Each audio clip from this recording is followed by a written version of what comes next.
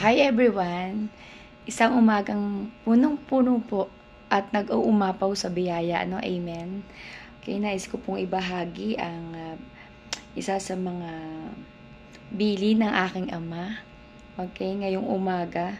Ito po isa Tito, ang sulat ni Pablo kay Tito, chapter 1, verse 7 hanggang 9. Ayan, babasahin ko po ito para sa inyo.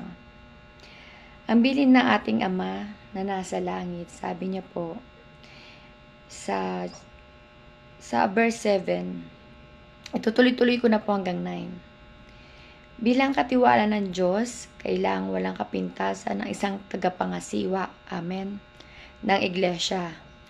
Hindi siya dapat mayabang, amen, hindi magagalitin, amen, hindi lasenggo, hindi mapusok o sakim, amen. Bukas ang tahanan sa mga panauhin, maibigin sa kabutihan, mahinahon, matuwid, may kabanalan at marunong magpigil sa sarili, amen. Kailangang matatag siyang nananalig sa mga tunay na aral na natututunan niya upang ito'y maituro naman niya sa iba at may pakita ang kamalian ng mga sumasalungat dito. Amen. Ayan. Okay, nasusulat po dito, no, sa ating sa aklat, no, sinulat ng ating Panginoon na sa pamamagitan sa pamamagitan ng kanyang yung pastol niya na si Pablo, okay,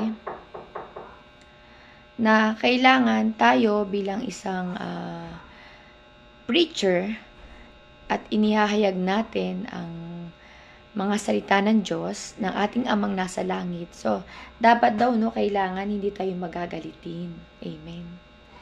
Hindi pala tayo dapat nagagalit. Dapat lagi lang tayo maging mahinahon sa ating bawat sinasabi, no?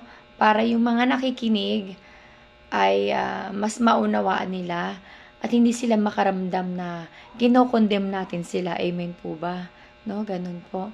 So, yun lamang ang nais kong ibahagi ngayong umaga. So, maraming salamat po sa mga manonood nito at makikinig. Naway naunawaan po ninyo yung nais iparating ng ating amang nasa langit, no?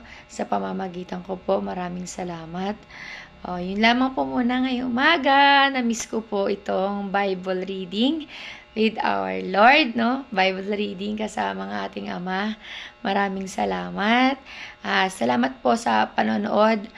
Please, share nyo po ito. And follow nyo rin po yung aking YouTube.